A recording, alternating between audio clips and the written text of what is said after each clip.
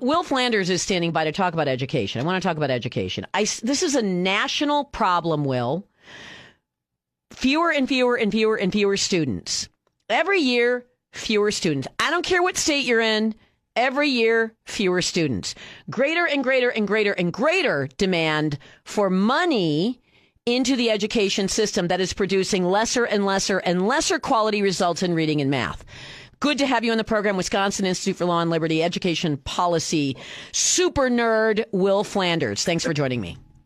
Hey, good morning. Thanks for having me on. And you're absolutely right. This isn't just something we're seeing in Wisconsin. It's particularly bad here because, with our policies under Governor Evers, we're not a really high growth state. So we're seeing these declines even more than other states across the country. But it is a national trend. We see increases in school staffing that are either exceeding, any enrollment growth, or like we have in our state, we're seeing enrollment going down. We've lost almost 60,000 kids in the public schools in the last decade, and yet we've seen the number of staff going up. And they're not teaching staff. I was about to say teachers, but we've seen the number of staff going up, and it's not necessarily the teaching staff. It's all these bureaucratic positions. Right. And I'm looking here, Epic Times, to their great credit, did this story. I mean, we needed it to be a national story. You've been, sort of sounding the alarm on this in Wisconsin for a while. 65% of this massive increase in staff is administration or counselors or support staff or whatever interventionists are. I spoke a few weeks ago to a man named Alvin Louis, who, by the way, I just saw speak last night in Madison. He was marvelous, from Courage is a Habit. And he did the deep dive into school counselors, interventionists, all of these, SEL coordinators. They do not provide anything except ideology. They're not there to assist kids who are falling behind. Nobody seems to be there to try to teach a kid who's illiterate to read.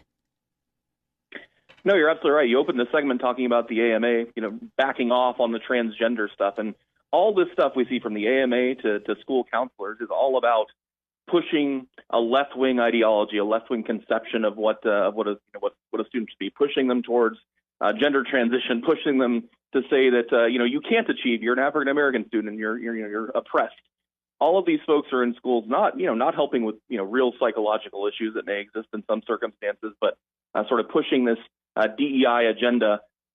Thankfully, maybe we're seeing the dam break under the Trump administration with, some of the legal work we're involved in, saying you really can't be doing these things anymore. But that's where the growth is happening, not in helping kids read when we see proficiency rates in the 30% range or, under 20% in districts like Milwaukee.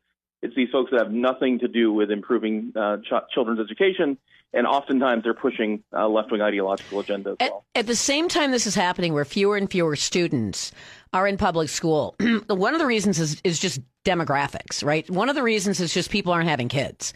But another reason is that you're seeing people exit the public school system. You're seeing people exit for homeschooling. You're seeing people exit for voucher-based school choice. Now, I know that voucher-based school choice is saying we'd like to attract more students. Part of the problem is you're seeing fewer and fewer kids being born and attending school. So that's going to end up being a problem for everyone who is, derived a financial model on ever more children, or at least a sustainable number. But when it comes to school choice, you see efficiencies. I'm talking voucher-based school choice. You see efficiencies constantly in these schools, constantly, because it's a limited amount of money. Any other additional money, they have to go fundraise. They have to go pass the hat, do, some kind of, charitable, fundraising thing.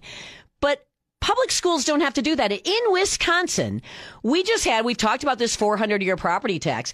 All of that is for schools, Will. That was Tony Evers saying, all school districts now have 400 years of tax to the max authority, $325 per student every year. And if you have a dwindling population of kids, they're never going to not take the opportunity to raise property taxes every single year.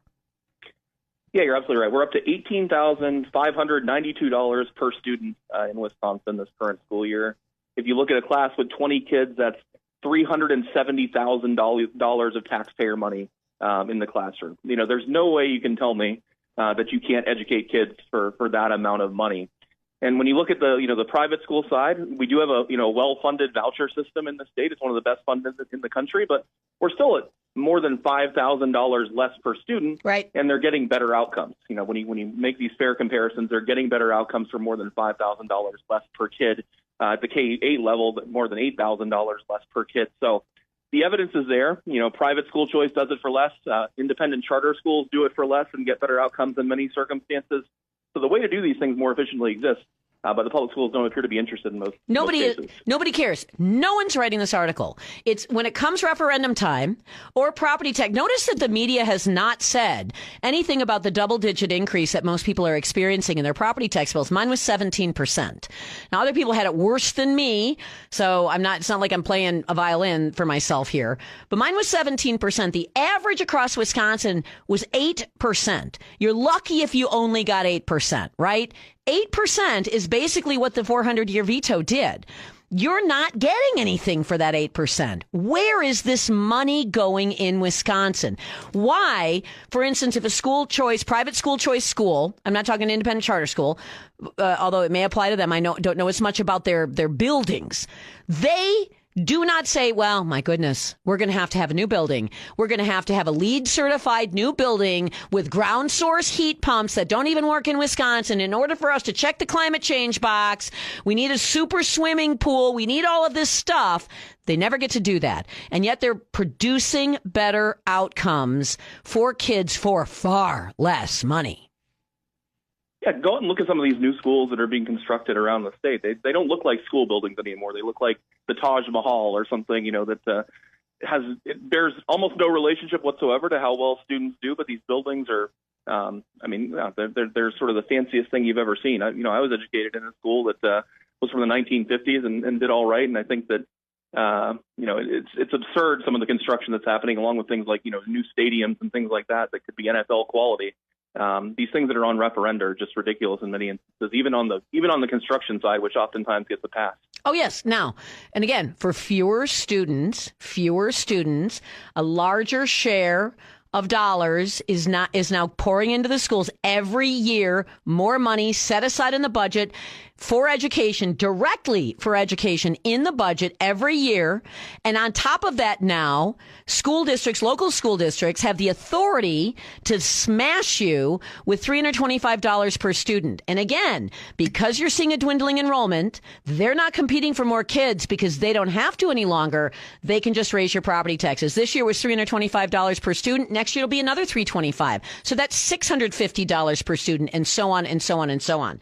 And this is what? Nobody is writing the story. When I went to school, you mentioned you were in the 70s. There was no air conditioning in the school I went to. It was old, run down, ratty. The doors on the ladies in the girls' bathroom were rusted. So somehow we got an education here. That's apparently just too much to ask to just use an old building, except practically every voucher school uses some old building like that. Yeah, absolutely. You don't usually get the sort of fancy. You're not blown away by the newness and the latest and greatest technological innovations when you go to these choice schools in Milwaukee or other parts of the state. Yeah, they're often older buildings. They have to maintain them, and they have to work with what they have. But again, the teacher quality is higher, the passion is higher, the interest is higher, and the outcomes are better in most cases. And so the building doesn't have much at all to do with it. And the administrative bloat is almost non-existent because it can't be. Because again, you have a limited amount of dollars here. So let's go back to this administrative bloat. And that's just not even, that's just, that I think is too unserious a statement. Because when we're talking about administrative bloat, we are talking about social justice hires. That's what we're talking about. Social and gender equity, LGBTQIA+++++++. We are not school counselors that, again, Courageous Habits, Alvin Lee, has explained, is 100% about political sexual indoctrination of your children. So that's who's getting hired, or DEI. And what are we talking about? Do we have numbers of administrators, school counselors, bloat per student versus teacher per student in Wisconsin? Yeah, so both are going down a little bit just because of declining enrollment. We're at about 13.7, I think, the last time I looked, students per teacher. But in terms of the growth in positions specific to Wisconsin, we did a look at this in 2023, and the highest growth position in the state. Some of them are infinite. Some of them didn't exist, in 2017 and grew infinitely. The top one there is, social and behavioral interventions, which again is one of those DEI terms. But 93% increase in Director of Human Relations / Multicultural Education and Equity. A huge increase in school social workers, a 31% increase. And that's just over 5 years. So, the national picture is reflected in the state of Wisconsin. We probably should go back and do this look again because this was a couple of years ago. But I suspect these trends have only gotten worse, and they match what you're seeing in that national article as well. We have 13.7 students per teacher. That's the average. That's what you're saying. That's right. Yep. It's 13 point. I was in a classroom when I was in school, 25 to 30 kids per classroom.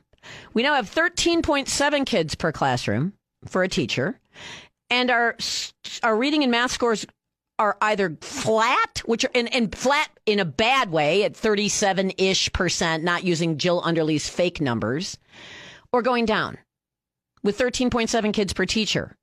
And how is that? I remember, I'm old enough to remember 15 years ago, 10 years ago, when everybody said, we need to have one teacher for 20 kids. Well, we've done that. How come things aren't improving? Yeah, and this is an area where, it helps to educate parents as well, because if you ask parents, they'll still say, oh, yeah, class size is the most important thing. It's much more impactful for a kid's education to have an effective teacher up there, even with a larger class size, than it is to just have fewer and fewer students in the class. Obviously, there's a point where it could be too much, but in Wisconsin, with declining enrollment, we're nowhere near any of those numbers that could be too much. We're more of a problem, too small of class sizes at this point in many instances. So this makes no sense any longer to keep pouring money into a system that sees fewer and fewer students, and all of that money is being used for everything except education. Will Flanders from Wisconsin Institute for Law and Liberty, thank you. Thank you so much. Have a good day.